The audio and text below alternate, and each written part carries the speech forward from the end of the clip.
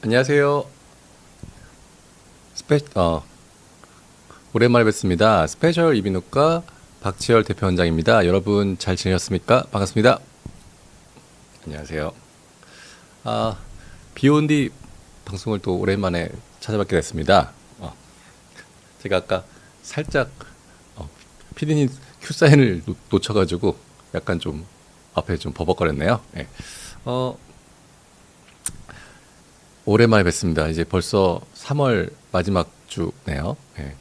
어, 오늘 여러분과 같이 나눌 주제는 그 앞에 공지가 났겠지만 요즘 이제 봄이 됐잖아요. 봄. 이제 긴 겨울이 저한테도 개인적으로 굉장히 힘들고 긴 겨울이었는데 겨울이 지나고 이제 아주 따뜻한 날씨가 좋을 것으로 예상되는 봄이 왔는데 봄이 되면 또 항상 되게 뭔가 희망이 있고 설레고 그런데 또 같이 찾아오는 또 불청객이 있죠. 뭐 황사, 미세먼지, 또 봄철, 뭐 꽃가루 알러지, 뭐 이런 것들이 또 코에 또 되게 좀 어떻게 보면 힘든 계절이 또 봄이 아닌가 싶습니다. 그래서 또 때가 돼서 여러분과 또 요 봄철 코 건강 관리법에 대해서 간단하게 또 얘기를 좀 나누고자 오늘 또 카메라 앞에 서게 됐습니다.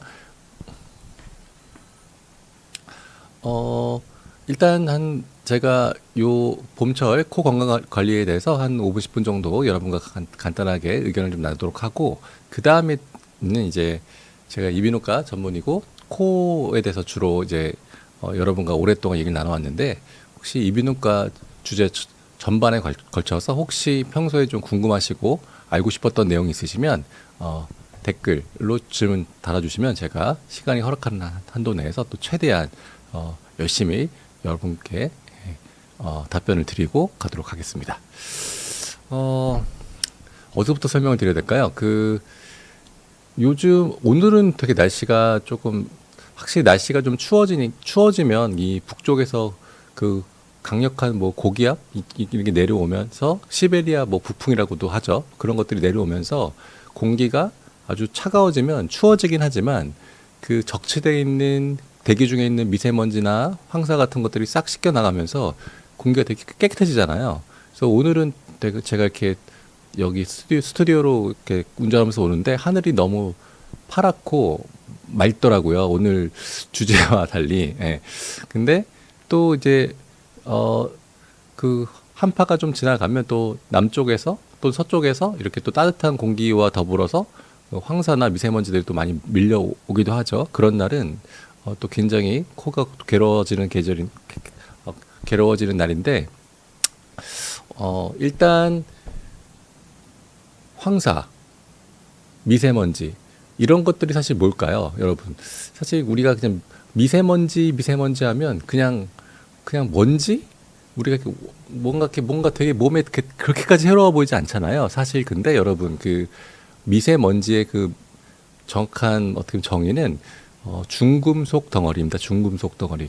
그 미세먼지 안에는 각종 그 우리가 흔히 얘기하는 그 중금속, 뭐 구리든 아연이든 뭐 이런 뭔가 화석 연료를 떼굴 때 나오는 그런 매연에 있는 그런 성분들이 다수 포함되어 있고, 그리고 그런 것들이 신체에 들어왔을 때는 심각한 몸의 염증이나 그다음에 암의 원인이 되기도 하고 각 몸의 만성 염증이 되기도 하고, 그래서 몸이 들어왔을 때 당연히 매우 해롭죠.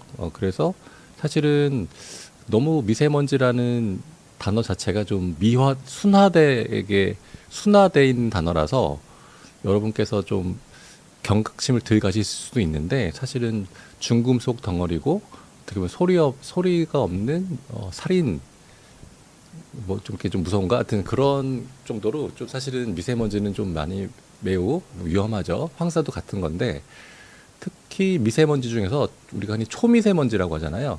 미세먼지는 그냥 입자의 크기에 따라서 그냥 미세먼지와 그다음에 훨씬 더 머리카락 굵기에 뭐 한 100분의 1 정도밖에 안 되는 초미세먼지로 나눠지는데, 초미세먼지 같은 경우에는 사실 이것은 그냥 이 모공보다 작기 때문에 그냥 피부를 뚫고 들어옵니다. 그래서 그냥 노출됐을 때 내가 숨을 들이마시지 않아도 그냥 어떻게 보면 몸에 흡수가 될 정도로 작은 그런 물질이고 그게 몸에 들어갔을 때 굉장히 위험하죠. 코에 관해서는 그래서 황사나 미세먼지가 높은 날은 당연히 우리가 공기는 코로 들이마시잖아요. 코로 들이마시면 우리 코는 사실 점막이 있고 코털이 있고 뭔가 그 외부에서 먼지가 들어왔을 때 걸러주고 막아주는 디펜스 기능이 있는데 사실은 미세먼지 같은 거나 황사들은 그 디펜스 기능조차도 그냥 뚫고 더 그냥 깊숙이 몸에 여과 없이 들어가기 때문에 사실 코에 각 코가 갖고 있는 청정 기능만으로도 걸러지지가 않습니다. 그래서 사실 이렇게 미세먼지나 특히 초미세먼지 저는 사실 항상 아침에 일어나면 습관이 돼 있는 게 그날의 그 미세먼지 보는 앱이 있어요. 얼마큼 높은지 그걸 보고 항상 보고 체크를 하면서 하루를 시작하거든요. 그래서 높은 날은 웬만하면 마스크를 쓰려고 하는데 그래서 미세먼지 농도가 높은 날, 특히 초미세먼지 농도가 높은 날은 꼭 마스크를 쓰시는 게 좋습니다. 마스크는 그냥 일반 마스크는 사실 기능이 별로 없고 우리가 흔히 KF 마스크라고 하죠. 미세먼지 걸러줄 때 특화되어 있는 KF 마스크를 쓰셔야 되는데 최소 그게 이제 숫자가 있잖아요. 뭐 80 있고 90이 있고 막 있는데 최소 80 이상의 미세먼지 걸러줄 수 있는 KF 마스크를 쓰시는 게 중요합니다.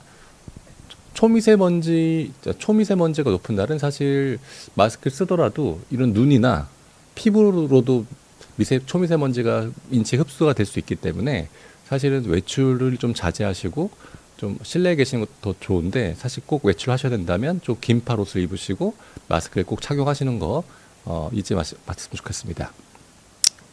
그 다음에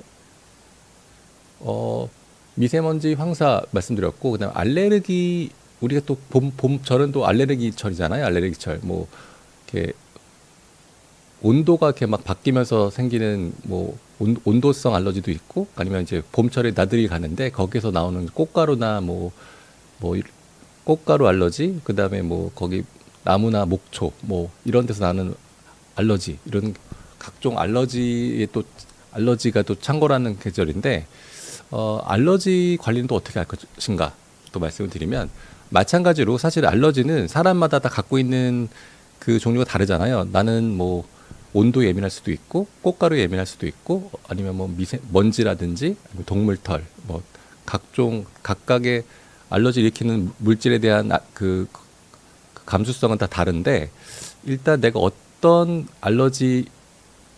항원의 알러지가 있는지를 사실 알고 계시면 좀 도움이 되죠.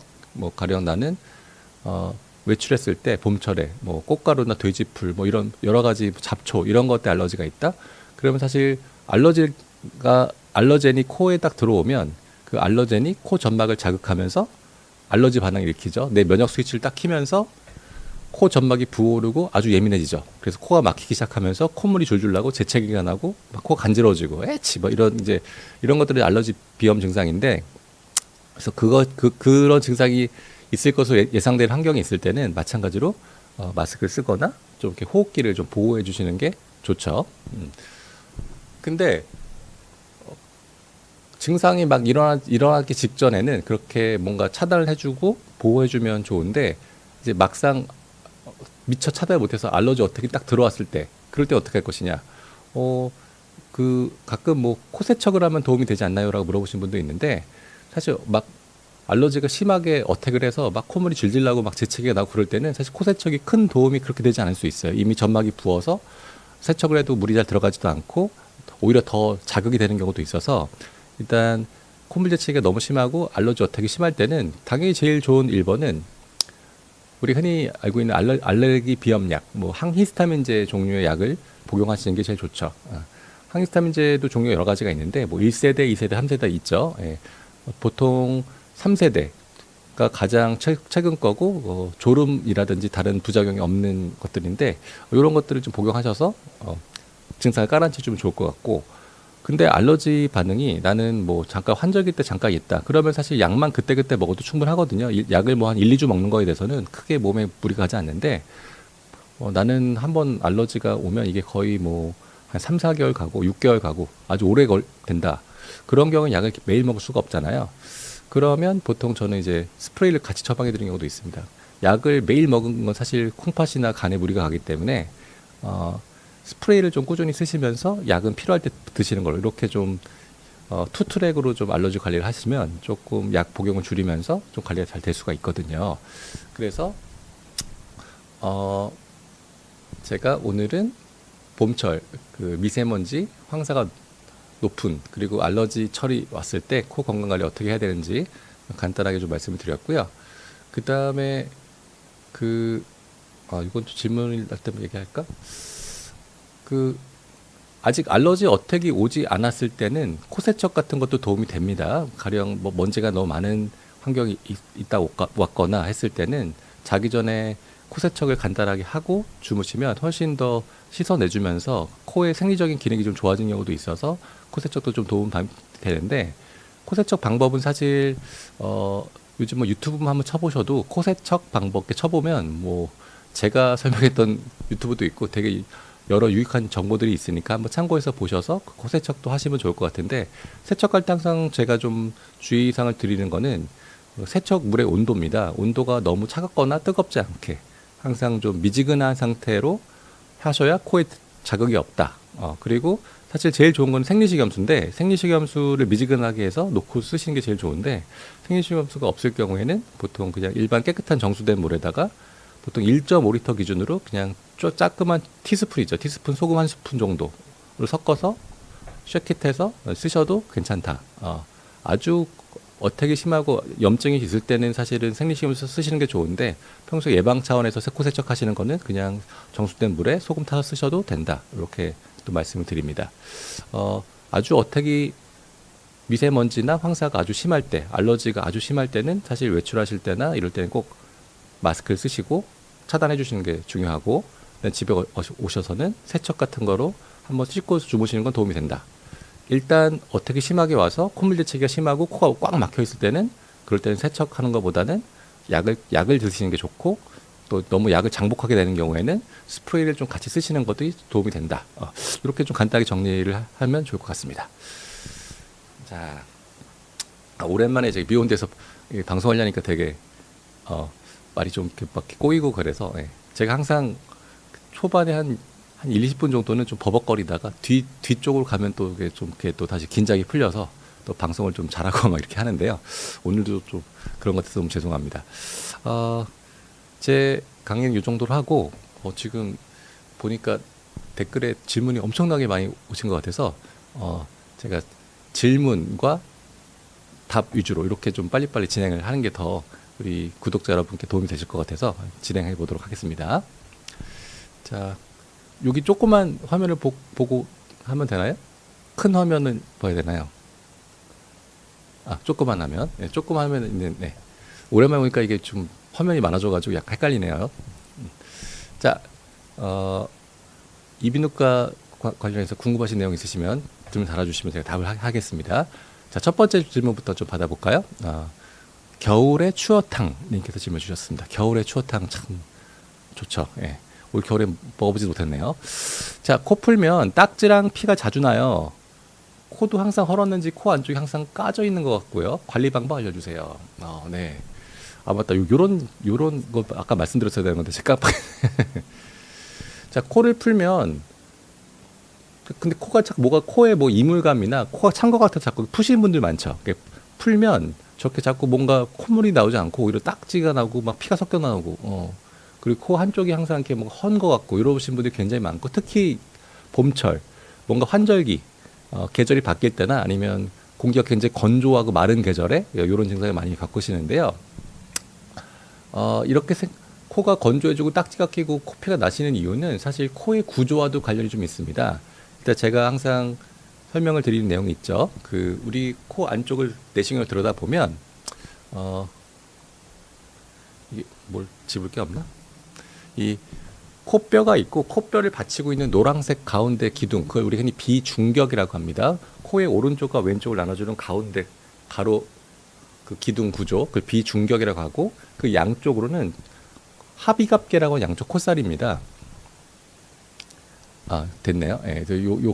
코뼈를 받치고 있는 노란색 가운데 기둥, 비중격이고 그 양옆에 요거는 하비각계랑 양쪽 콧살입니다. 그 틈으로 공기가 들어가는 건데, 근데 이 비중격이 사실은 이렇게 들여다봤을 때 아주 이렇게 똑바로 펴져 있어서 양쪽 코 공간이 빵 뚫려 있으면 그러면 평소에 코도 시원하고 잠도 푹 자고 머리도 맑고 뭐 다 좋은데 문제는 전 국민의 정상 성인의 거의 코를 들여다보면 거의 열의 한 8, 9분은 저렇게 코가 잘 열려 있지 않고요. 이 좌측처럼 비중격이 한쪽으로나 양쪽으로 휘어 있고 그걸 비중격 만곡증이라고 하거든요. 비중격이 만곡돼 있고 콧살이 뚱뚱하게 커져 있는 그걸 비후성 비염이라고 하는데 이렇게 비중격이 한쪽으로 휘어 있고 콧살이 커서 코 공간이 좁은 경우가 거의 대부분입니다. 국민 10분 중에 거의 제 경험상으로는 거의 한 열에 8, 9 정도는 코를 들여다봤을 때 호흡이 좋지 않고 저렇게 휘어 있고 좁습니다. 너무 오랫동안 저렇게 지내셔서 적응이 되셔서 코막힘을 잘 못 느끼시겠지만 사실은 저렇게 좁은 경우가 많습니다. 근데 문제는 저렇게 좁은 구조를 갖고 계신 상태에서 아까 말씀드렸죠? 날씨가 건조해지고 추워지고 먼지가 많아지고 막 이렇게 되면 좁은 공간을 공기가 통과할 때는 유속이 빨라지거든요. 빠른 속도로 저 좁은 공간을 막 공기가 비좁고 들어가면 주변 점막을 빨리 말려버려요. 빨리 말려버리면서 점막이 드라이해지죠. 그러면 코딱지가 잘 끼게 됩니다. 그리고 휘어 있는 쪽은 이렇게 파도에 발가 깎이듯이 이렇게 비중격이 이렇게 꺾여 있고 콧살이 이렇게 튀어나와 있는 쪽은 바람이 지나가면 자꾸 이렇게 자꾸 쓸고 지나가니까 그 부분이 자꾸 까져요. 그래서 실제로 점막이 자꾸 까지면서 헐어요. 그 상태에서 점막이 약해지고 헐어진 상태에서 나도 모르게 코를 쾅 풀면 압력이 가해지면 그러면 코피가 잘 터져요. 그래서 이렇게 좀 환절기나 코 건조한 계절에 코피 잘 나고 코딱지 끼고 자꾸 후비시는 분들 코를 들여다보면 저렇게 휘어있고 좁은 경우가 많습니다. 비중격 만곡증과 비후성 비염을 갖고 계신 분들이 많습니다. 자, 그러면 이제 코딱지나 코피가 나시는 이유를 설명드렸죠. 코 구조가 좀 이렇게 휘어있고 좁은 상태에서 지내시는 공기 환경이 좀 건조하고 먼지가 많고 좀 차가울 때 딱지나 코피가 잘 터진다 이렇게 말씀을 드렸고 그 외에 뭐 다른 원인도 있을 수 있죠. 뭐 체온 변화라든지 호르몬 변화라든지 다른 원인에도 코피나 이런 게 날 수 있는데 보통 크게 2가지 원인. 코의 좀 좁은 구조, 비중격 만곡증으로 대변되는 좁은 구조와 플러스 지내시는 공기 환경, 아주 드라이한 공기 환경이 이런 코딱지나 코피를 자주 유발한다. 이렇게 이해하시면 될 것 같고 자 그러면 어떻게 하면 좀 안 나게 관리할 수 있느냐 가장 좀 쉽게 할 수 있는 방법은 코의 보습입니다. 보습. 코 안에 바르는 연고 같은 것들이 좀 있어요. 사실 제가 예전에는 바세린도 많이 말씀드렸는데 요즘 바세린 바르면 뭐 코 점막이 닿으면 암이 생긴다 뭐 이런 이제 반론들도 있고 막 댓글 항의도 있어서 제가 요즘 뭐 뭘 바르라고 말씀은 딱히 안 드리는데 심지어 제가 만든 코 보습 연고도 있습니다. 뭐 코아네스라고 쳐보시면 나오는데 코에 좀 바를 수 있는 뭐 안연고나 아니면 코 전문 보습 연고 제품들을 선택하셔서 깨끗한 면봉에다가 조금 묻히는 거예요. 묻히고 아니면 몸병 깨끗한 면봉 없으면 손 깨끗하게 씻어서 요 새끼손가락에다가 연고를 살짝 붙여서 그거를 여기 콧구멍 입구 쪽에 보통 그 바르는 부위가 저 코 깊숙한 곳이 아닙니다. 이 콧구멍 입구 쪽이 코털 있는 쪽 있죠. 면봉으로 얘기하면 그 흰색 면봉 그 꼬다리 깊이 정도 한 1cm, 1.5cm 그 정도의 뎁스로 살짝 넣어서 이렇게 연고를 가볍게 이렇게 원을 그리듯이 코털 주변에 이렇게 가볍게 2번씩 돌려주시면 됩니다. 바르고 코를 이렇게 살짝 몇 번 눌러주시면 점막이 그 연고가 뒤로 쭉 스며들면서 점막을 좀 이렇게 보습해 주거든요. 이런 코 보습 연고를 하루에 1~2번씩 한 며칠 정도 꾸준히 발라주시면 딱지랑 코피가 상당히 많이 줄어들어요. 그리고 2번째 중요할 거는 너무 코를 건드리시면 안 돼요. 막 딱지가 있고 건조한데 자꾸 후비거나 막 답답하니까 자꾸 후비고 막 비비고 막 캉 풀고 그러잖아요. 그러면 잘 터져요.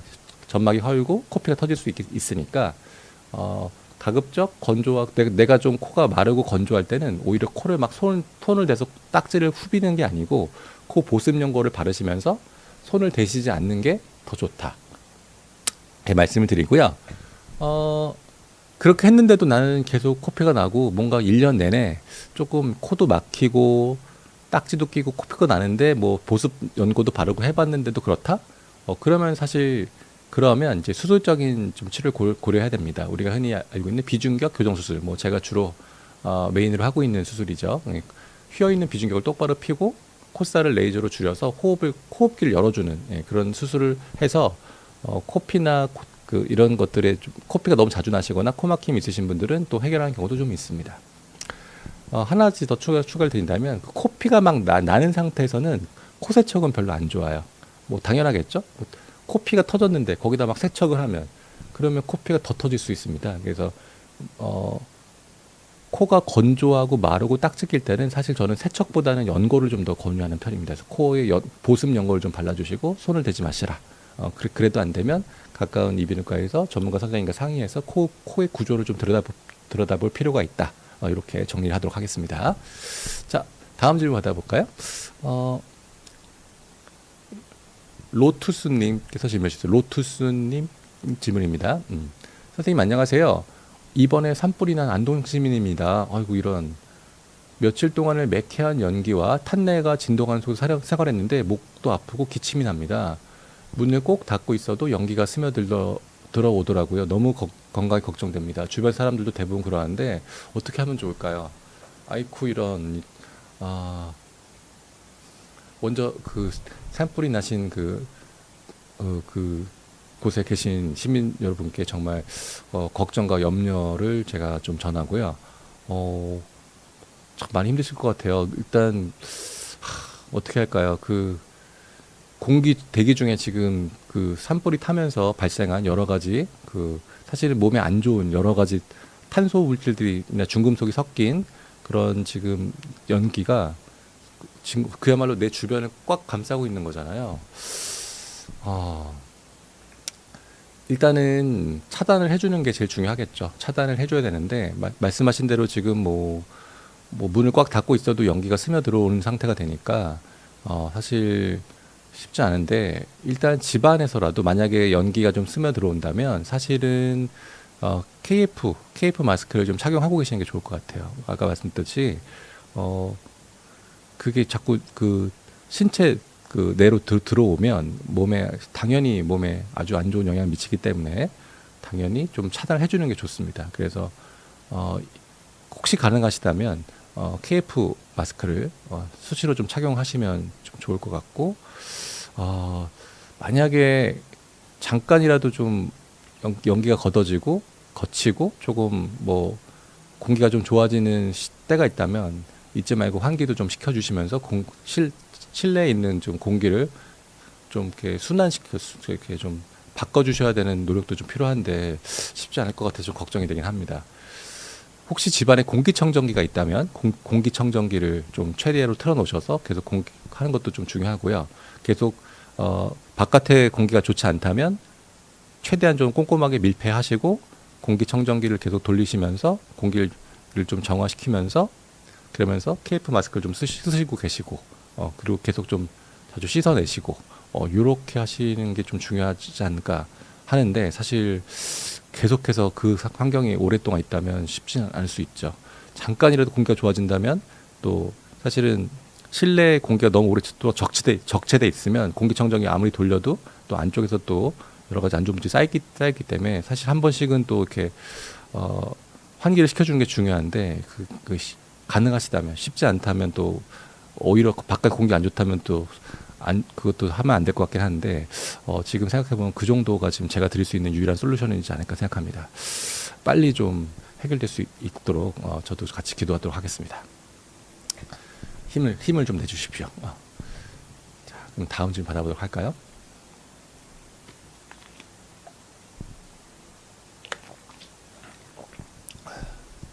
큐리안님께서 질문해 주셨습니다. 큐리안님.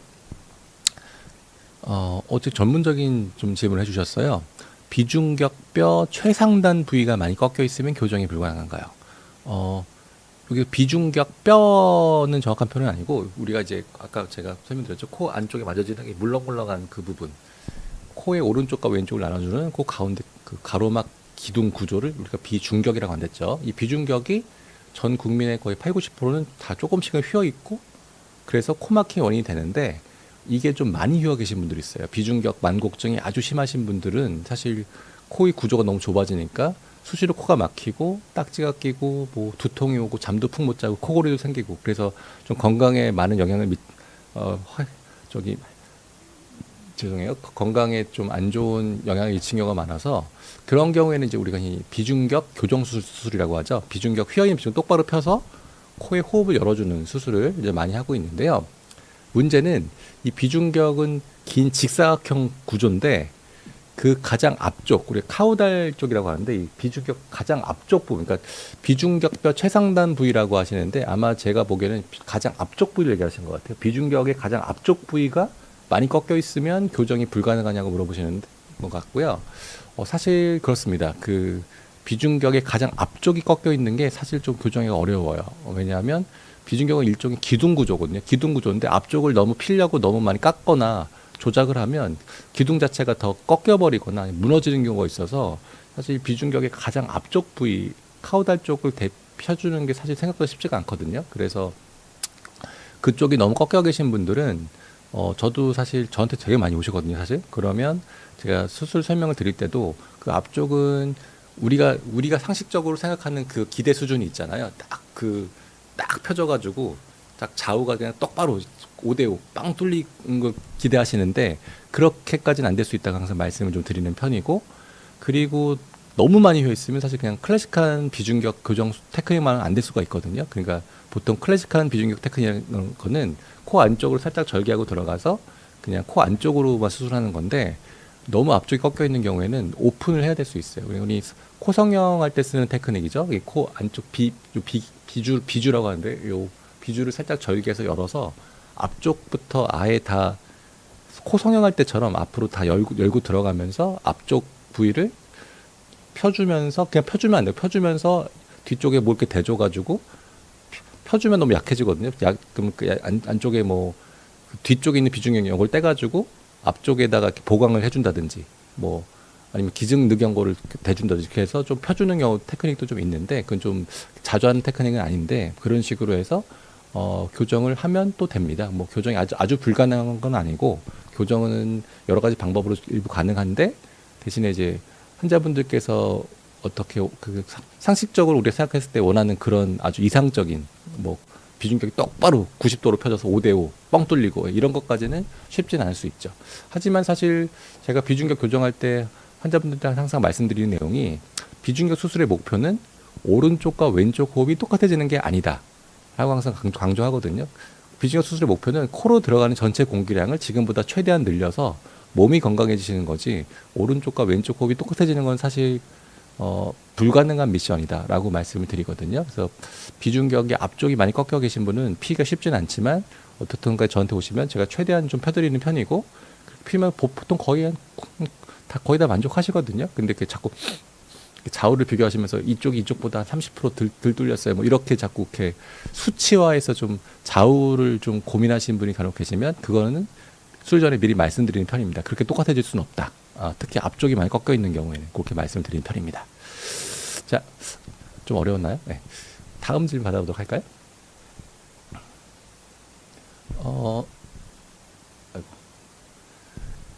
겨울 솔방울님께서 질문 주셨습니다. 겨울 솔방울님, 코 수술했다는 게 아마 코 성형하신 것 같은데 코 성형 후에 코가 너무 막혀서 비중격 수술을 좀 알아보고 계시대요. 혹시 코를 너무 건드려서 무너질까 봐 걱정돼요. 문제 없을까요? 코 성형 후 얼마나 지나고 코 수술하는 게 좋을까요? 라고 물어보셨는데요. 저한테 엄청 많이 오시거든요. 사실 우리가 흔히 알고 있는 미용 코 성형, 동양인들의 미용 코 성형은 대부분 코끝 성형이 중요하죠. 코끝을 대부분 복코가 퍼져 있으니까 코를 이렇게 모아주고 높이고 그런 게 주로 이제 목표가 되죠. 미용 코 성형에 특히 코끝 성형이 메인인데 코끝을 퍼져 있는 코끝을 모아주고 높이고. 근데 그 과정에서 코가 확 막혀서 오시는 분들이 너무 많아요, 사실은. 저한테 한 달에 한 20-30분씩 오시는데 그 이유가 뭐냐? 코 성형하고 나면 왜 자꾸 코가 막히냐? 여러 가지 이유가 있는데 일단 첫 번째, 그냥 보통 우리나라 동양 특히 여성분들은 코가 좀 오밀조밀 작은 분들이 많거든요. 좀 작고 오밀조밀한데 그 코를 너무 쭉 빼놓으면 그냥 이렇게 상식적으로 코를 이렇게 높여놓으면 어때요? 콧구멍이 이렇게 좁아지죠. 더 높일수록 더 좁아지거든요. 그래서 콧구멍이 좁아지면서 코가 막히시는 경우가 많습니다. 거기다가 요즘 문제가 되는 게 자꾸 콧볼 축소, 콧볼 자꾸 잘라. 우리나라 여성분들 대부분 물어보면 자기는 콧볼 크다고 생각하세요. 콧볼이 크고 펑퍼짐하다고 생각하시는 분들이 대다수거든요. 그래서 자꾸 그 성형하시는 선생님들이 콧볼 축소를 권해요. 그래서 콧볼을 이렇게 줄여서 와 이렇게. 자 그러면 실제로 봤을 때 제가 봤을 때는 사실 예쁘지도 않거든요. 콧볼을 줄여놓아서 코를 이렇게 찝어서 오면 보기에도 별로 안 좋은데 더 문제는 콧볼을 이렇게 줄여놓으면 콧구멍이 더 좁아지잖아요. 가뜩이나 코를 높여놓으면 좁아지는데 거기다가 콧볼을 잘라놓으면 더 좁아지잖아요. 그러면 아예 숨을 못 쉬어 이렇게. 그래서 정말 심각하게 코 막혀서 오시는 분이 많은데 문제는 콧볼 그렇게 줄여놓고 오시면 복구가 다 안 되거든요. 그래서 제가 아무리 안쪽을 열어드려도 완벽하게 호흡이 해결이 안 된 경우가 좀 있어서 저는 코 성형할 때 콧볼 축소 좀 하지 말라고. 콧볼 축소가 필요하신 분도 물론 있겠지만 별로 없어요. 우리나라 사람들은. 그래서 콧볼 축소를 해서 콧볼이 줄여서 오시지 말라라고 말씀 좀 드리고 또 두 번째는 그 코 성형할 때 요즘 제가 처음에 한 15년, 20년 전에 코 성형할 때만 해도 비중격 연고를 코 성형에 쓰시는 선생님이 별로 없었거든요. 근데 요즘은 거의 대부분의 코 좀 한다는 병원들은 이제 비중격 제가 아까 계속 설명드렸죠. 코 안쪽에 만져지는 이 물렁물렁한 연골, 코의 오른쪽과 왼쪽을 나눠주는 코 가운데 기둥, 그 비중격 안에 있는 연골을 떼서 코 성형을 합니다. 왜냐하면 그 비중격 연골이 제일 좋거든요. 저도 주로 쓰고 있고, 그래서 비중격 연골을 떼서 코 성형을 하는 건 맞는데 문제는 그 비중격 연골을 너무 많이 떼서 비중격이 더 무너져서 오신 분이 많아요. 그러면 더 막혀요. 그래서 코 성형하면서 콧구멍을 너무 줄여놓거나 아니면 비중격 연골을 너무 무리하게 떼거나 아니면 그 연골만 떼고 비중격 안 펴줘서 또 휘어서 오시거나 그러면 코가 막혀요. 그리고 세 번째 또 막히시는 이유가 그 요즘 코 성형할 때 이제 코끝을 좀 튼튼하게 만들려고 요즘 이제 비중격 처음에 귀로 시작했죠. 한 20년 전에는 귀 연골이 대세였다가 더 튼튼하게 만들려고 이제 비중격 연골을 쓰기 시작했는데 더 차별화를 두고 더 튼튼하게 만들려고 이젠 자가늑이나 기증 늑연골로 코 성형하시는 병원들이 좀 꽤 늘었거든요. 코를 좀 튼튼하게 만들어야 된다. 자꾸 코끝이 떨어지고 무너지니까 더 튼튼하게 늑연골을 쓰자. 이렇게 해서 이제 하시는 분들이 많은데 문제는 늑연골 자체가 보통 쓸 때 좀 두껍게 들어가거든요. 두껍고 왜냐하면 너무 얇게 넣으면 늑연골을 휘어요. 와핑, 휘는 현상 때문에 자꾸 두껍게 들어가는데 그러면 또 문제가 여기 비주에다가 늑연골을 너무 두껍게 박아놓잖아요. 그럼 여기가 너무 뚱뚱해져요. 그래서 여기 비주가 너무 뚱뚱해지면서 또 코가 더 막히거든요. 그거를 잘 성형외과 선생님이 간과하시는 경우가 좀 많은데 그러면 또 코가 막힙니다. 그래서 코 성형 이후에 코가 막히시는 이유 크게 세 가지 말씀드렸습니다. 콧구멍을 너무 줄여버리거나 아니면 코 안에 있는 비중격이 더 휘어버리거나 아니면 비주 자체가 너무 두꺼워지거나 늑연골 너무 두껍게 돼서 그러면 다 코 막혀요.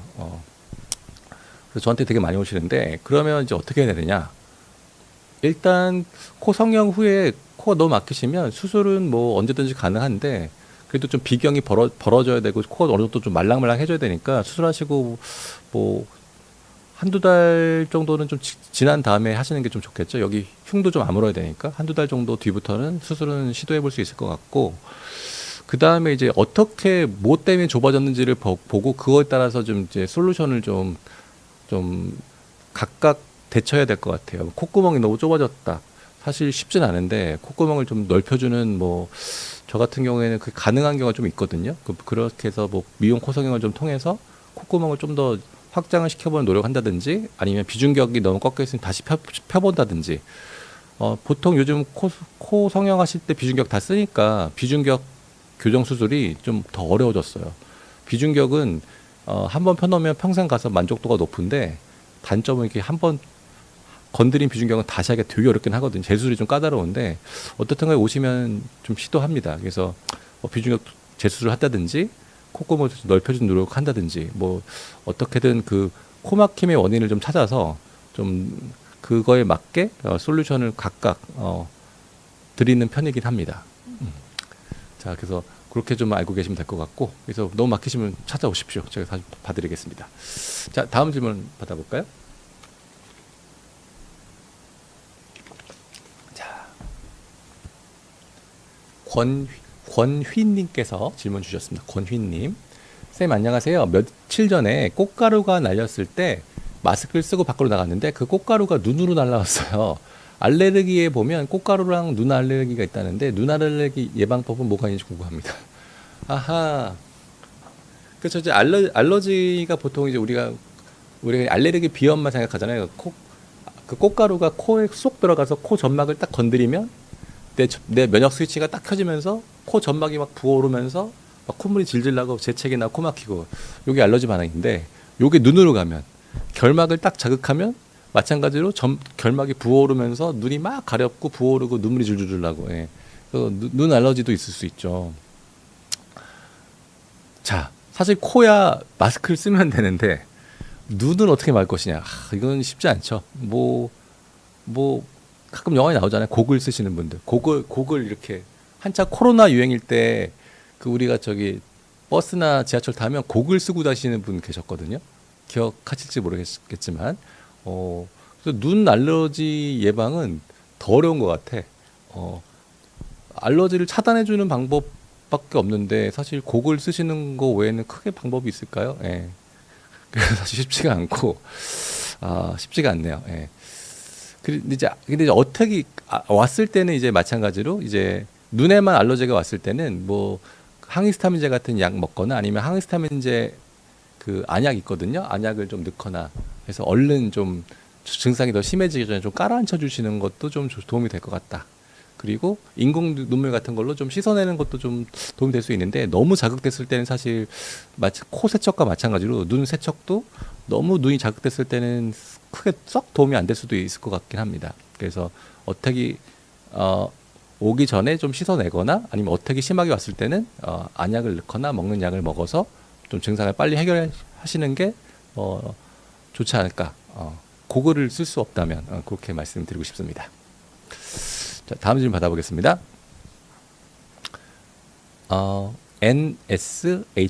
NSH님께서 질문 주셨습니다. 비염을 30년 앓았는데 냄새를 50%밖에 못 맡아요. 흑흑. 치료하면 냄새를 다시 잘 맡을 수 있을까요? 그리고 비염과 치매는 연관이 있을까요? 라고 질문 주셨습니다. 비염을 30년 동안 앓으셨다고 하는데 사실 비염은 코에 생기는 모든 염증을 다 비염이라고 하기 때문에 좀 애매한 표현입니다. 사실 어떤 증상을 30년 앓으셨는지가 궁금해요. 30년 내내 코가 막혔는지 사실 코 막힘은 비염보다는 비중경 망곡증과도 관계가 있어서 아니면 충농증 무록 있어서 그럴 수 있어서 사실은 조금 애매한 표현인데 어떻든 간에 코가 건강하지 않은 상태로 몇십 년을 지내다 보니 냄새를 못 맡는다는 거 아닙니까? 냄새를 지금 절반밖에 못 맡는데 어떻게 치료할 수 있을까요? 라고 물어보시는 것 같고요. 사실 후각이 떨어지신 이유는 여러 가지가 있겠지만 크게 두 가지 경우로 좀 나눠볼 수 있습니다. 첫 번째는 사실 후각을 맡는 부위는 우리 코 전체가 냄새를 맡는 게 아니고요. 이 코 천장, 있나? 여기 화면을 보시면 코 CT인데요. 이 전체가 코인데 그 중에 냄새를 맡는 부분은요. 요 코 천장 여기입니다. 여기. 이게 조금 그 마우스 그 컨트롤이 좀 섬세하지 않아서 죄송합니다. 이게 요 부분. 이 뇌에서 저기 눈 위쪽이 뇌잖아요. 뇌에서 후각신경이 바로 내려와서 이 코 천장 부분에 브랜치를 치거든요. 그래서 후각신경이 분포하는 부위는 코 천장입니다. 냄새 입자가 코로 들어오면 코 천장 한번 때리면 우리가 냄새를 캐치하는 거거든요. 근데 후각이 망가지는 첫 번째 요인은 후각신경 자체가 망가진 경우입니다. 후각신경이 망가진 이유는 너무 다양해요. 뭐 우리가 코로나 바이러스 이후로도 후각이 떨어졌다고 하시는 분들 꽤 있잖아요. 뭔가 감기 바이러스 같은 것들이 후각신경을 망가뜨리는 경우도 있고 아니면 다쳐서 망가진 경우도 있고 원인이 없는 경우도 있어요. 어쨌든 간에 후각신경 자체가 망가져서 냄새를 못 맡는 경우 그런 경우에는 사실 치료 방법이 없어요. 우리가 시력이 떨어지면 다시 좋아지지 않잖아요. 뭐 청각이 떨어지면 다시 좋아지지 않듯이 후각신경도 사실 일부 재생 기능이 살짝 있긴 한데 보통 후각신경 자체가 망가지면 방법이 없습니다. 그리고 그 치매 말씀하셨는데 후각이 떨어지는 게 사실 치매가 아니고 그 파킨슨병의 전조 증상인 가능성은 있습니다. 왜냐하면 파킨슨병을 유발하는 그 뇌의 부위가 후각신경 위치하는 부위와 좀 가깝거든요. 그래서 뇌에 병변이 생기고 뭔가 뇌 안쪽에 문제가 생겼을 때 이게 그 근처에 있으니까 후각신경도 영향을 받아서 냄새를 못 맡는 경우가 먼저 생기는 경우가 좀 있어요. 그래서 후각이 별다른 이유 없는데 점점 떨어지는 것 같다. 나이가 좀 있으신 분들, 그러면 파킨슨병의 전조 증상일 가능성도 있다라고 보통 교과서에 써 있죠. 예. 그리고 후각을 못 맡는 두 번째 경우는 후각신경은 살아있는데 그 후각신경이 요 천장이 있다고 그랬잖아요. 이 천장까지 냄새 입자가 도달하지 못하는 경우, 가령 요 코 중간에 뭐 물혹이나 축농증이 아주 심한 경우, 비중경 망곡증이 아주 심한 경우, 그런 경우에는 냄새 입자가 코 천장까지 도달을 못해요. 그런 경우에도 냄새를 좀 못 맡을 수 있는데 이 후자의 경우에는 이거는 치료가 가능합니다. 그러니까 후각신경이 살아있다면 그때 그 사이에 그 길목이 막혀 있다면 그 길목을 열어주면 됩니다. 뭐 물혹이나 축농증이 심하면 축농증 물혹 수술하면 되고, 만곡이 너무 심하면 만곡 교정을 펴줘서 공간을 열어주면 이거는 후각이 돌아올 가능성이 있습니다. 그래서 후각신경이 망가졌을 경우에는 못 돌아오지만 신경만 살아있다면 다른 원인은 수술로 해결할 수 있다. 이렇게. 자, 다음 질문 받아보도록 하겠습니다.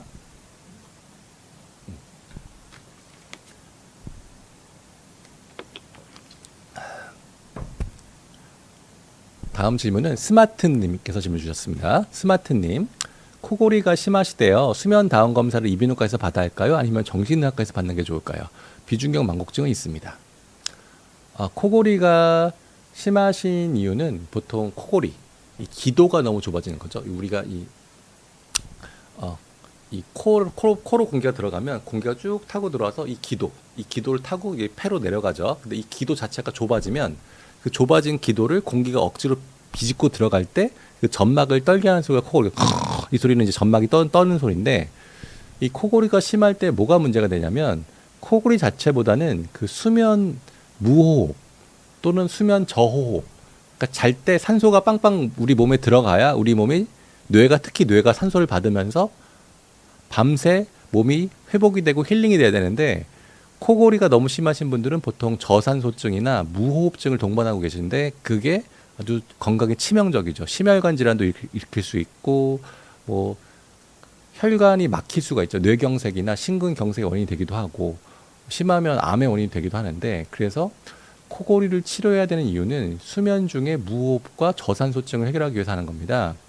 근데 이걸 치료하는 그 첫 번째 프로세스는 무조건 치료하는 게 아니고 일단 검사를 먼저 하는 거죠. 그 수면 다운 검사, 폴리솜노그램이라고 하는 수면 다운 검사를 통해서 실제로 이제 그거는 사실 과가 중요하지 않아요. 이비인후과나 정신의학과나 뭐 호흡기 내과나 사실 과가 중요하지 않습니다. 수면 다운 검사 시설을 갖춘 병원에 오셔서 하룻밤 주무시는 거예요. 요즘에는 뭐 이렇게 집에서 포터블로 찍고 오시는 것도 뭐 디바이스도 있는 것 같긴 한데, 사실 제일 정확한 거는 수면 다운 검사를 하시는 기사님께서 밤새 모니터링을 해주는 게 제일 좋거든요. 사실 저희 병원도 수면 다운 검사가 가능합니다. 그래서 많이들 오시는데 사실 수면 다운 검사가 가능한 병원에 가시면 됩니다. 과가 중요하진 않아요. 그리고 조금 더 첨언하자면 수면 다운 검사를 먼저 합니다. 그래서 수면 다운 검사 결과를 보고 실제로 얼만큼 수면의 질이 안 좋은지를 먼저 평가를 하는 게 1번입니다. 가령 나는 무호흡증이 너무 심하다. 그래서 검사를 했더니 실제로 무호흡증이 너무 심하게 나왔다. 막 산소 포도가 막 80% 이하로 떨어지고, 뭐 무호흡증이 1시간에 막 10회, 20회, 30회씩 나온다. 그러면 치료해야 되거든요. 그러면 저 어떻게 치료할 것이냐? 저 같은 경우에는 일단 첫 번째는 그 비중경 망곡증이 있고 코가 좁으신 분들은 사실 코를 좀 열어주는 치료를 먼저 합니다. 사실 모든 수면 치료의 가장 처음은 코 호흡부터 시작하거든요. 코를 좀 좁으면 확 열어서 호흡을 좀 열어주는 것만으로도 사실 수면 다운 이거는 뭐 저희 경험이지만 수면 다운 검사 결과가 비교적 경증 아주 이렇게 심하지 않은 분들은 코만 착 열어줘도 거의 치료가 끝나는 경우가 좀 많거든요. 특히 젊은 남성분들, 여성분들, 그런 분들은 사실 제가 수술을 끝내요. 그러면 너무 좋죠. 근데 좀 수면 다운 검사 결과가 좀 중증 이상, 좀 안 좋은 경우로 나오시는 분들은 코만 열어가지고는 다 안 되는 경우가 있어요. 그러면 그 다음 단계로 이제 우리가 흔히 알고 있는 양압기, CPAP을 걸어서 이제 그게 뭐냐면 코에 이렇게 조그만 산소 마스크를 쓰는 거예요. 요즘 예전과 달리 요즘 아주 이렇게 되게 되게 편하게 나왔거든요. 이렇게 조그만 산소 마스크를 코에 딱 쓰고 이렇게 주무시는 거예요. 그러면 잘 때 우리가 숨을 안 쉬잖아요. 그러면 기계가 센서가 알아서 공기를 넣어줘요. 코로 공기를 팍 넣어줘서 기도를 확 열어서 그 코골이를 해결하는 기계인데 그 양압기를 써야 되는 경우가 종종 있습니다. 그래서 저 같은 경우에는 수면 다음 검사를 먼저 진행하고 그 다음에 혹시 필요하면 코 수술을 하고 그 다음에 그래도 안 되면 양압기 이렇게 가는 경우가 제일 많고 코 구조가 괜찮다 그러면 수면 다음 검사하고 필요하면 양압기 이렇게도 많이 합니다. 그래서 이렇게 알고 계시면 될 것 같고 수면 다음 검사가 가능한 병원은 사실 과가 중요하지 않고 다 괜찮다 이렇게 설명드릴게요. 자, 다음 질문 받아볼게요.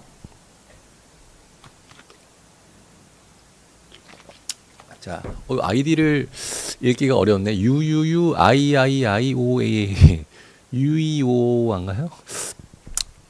네, 넘어갔습니다. 네, 비염 수술만 3번 정도 했는데 또 막히는 기분이 들어서 한 번 더 하려고 하는데 괜찮을까요? 너무 답답해요라고 말씀하셨는데 사실 비염 수술이 뭐냐면 이것도 구조를 보고 설명드릴까요? 코 안쪽의 구조가 보면 코 안쪽에 이렇게 코 가운데 비중격이 있고 그 양옆에 이렇게 동그란 요 구조물 요게 우리가 합의갑계라고 하는데 요 콧살이 너무 뚱뚱하면 코막힘이 원인이 되거든요. 가령 뭐 이런 식으로 코를 들여다봤더니 콧살이 이렇게 부어 있어. 그러면 여러분 어떻습니까? 뭐 공기가 들어갈 틈이 없잖아요. 예. 이러면 이제 코가 막혀서 숨을 못 쉬거든요. 그러면 하는 게 비염 수술입니다. 비염 수술은 이 뚱뚱한 콧살을 우리가 일종의 레이저, 코블레이터라고 하죠. 레이저로 열을 줘서 이 콧살을 확 줄여주는 그 수술이거든요. 그래서 비염 수술을 하면 이제 콧살이 확 줄면서 코가 뻥 뚫리는데 문제는 이 비염 수술은 되게 간단하거든요. 보통 뭐 5분 10분 내에 다 끝나는 수술인데 문제는 단점은 이 비염 수술은 재발할 수가 있어요. 재발할 수가 있어서 그래서 보통 이렇게 뭐 2번, 3번 하시는 경우가 좀 종종 생기죠. 그래서 비염 수술은 재발할 수 있는 단점이 있는데 또 장점은 사실 여러 번 해도 크게 문제가 없습니다. 예전에는 저 콧살을 이렇게 가위 같은 걸 싹둑 잘라버리는 경우가 있거나 아니면 저 콧살 안쪽에 합의갑계란 뼈가 있는데 그 뼈를 다 드러내는 수술을 많이 했거든요. 그러면 뭐가 문제냐면 위축성 비염이나 빈코 증후이라고 하잖아요.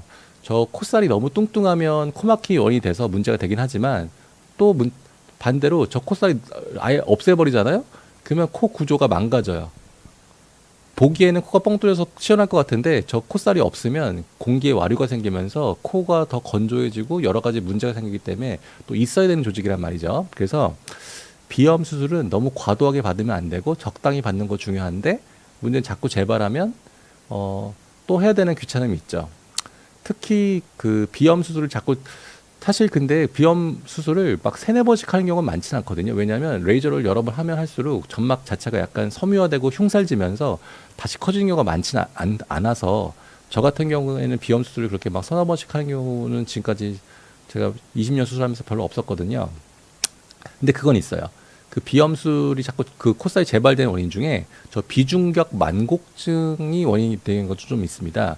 지금 이 사진도 자세히 보시면 콧살도 뚱뚱하지만 이 비중격도 이제 오른쪽으로 이렇게 휘어 있는 게 보이시죠? 보통 비중격이 한쪽으로 휘면 휜쪽 콧살은 납작해져요. 당연하겠죠? 비중격이 이렇게 밀고 있으니까 콧살이 이렇게 눌리면서 콧살이 짜부가 돼요. 근데 그 반대쪽은 비중격 휘어 있는 반대쪽 콧살은 대부분 이렇게 커져요. 보통 같은 스페이스를 유지하려는 일종의 보상작용이라고 보시면 되는데 비중격이 한쪽으로 휘면 휜 쪽 콧살은 눌리고 반대쪽 콧살은 커집니다. 그래서 양쪽이 다 막히게 되거든요. 이 상태에서 자꾸 비염 수술만 여러 번 하면 처음엔 시원한데 보통 휘어있는 반대쪽 콧살은 또 자라 들어와요. 그래서 다시 수술하게 되는 경우가 많습니다. 이런 경우에는 비중격 교정을 같이 해주는 게 좋아요. 비중격을 똑바로 펴주고 비염 수술을 해드리면 그러면 비중격 한 펴놓으면 평생 가거든요. 그래서 재발이 없어서 비중격이 한번 딱 펴지잖아요. 그러면 얘는 재발이 없고 콧살도 희한하게 재발률이 확 떨어져요. 그래서 다시 수술 때 올라간 일이 확 떨어집니다. 그래서 보통 저는 이제 코가 막혀서 오신 분들 코를 들여다봤을 때 비중격이 많이 꺾여 있으면 비중격 교정을 같이 하면서 비염 수술 같이 해드려요. 그래야 재발이 없고 항상 거의 영구적으로 코가 시원해지거든요. 그래서 그렇게 많이 말씀을 드리는 편이고 비중격이 많이 꺾여 있지 않고 콧살만 큰 경우에는 이제 비염수술만 하시면 되죠. 근데 자꾸 재발이 된다? 그러면 이제 비염 수술은 여러 번 해도 큰 문제가 없다. 이렇게 말씀드리고요. 근데 가끔 들여다봤는데 자꾸 막힌다고 하시는데 들여다보면 생각보다 코 구조가 안 좁은 분도 많습니다.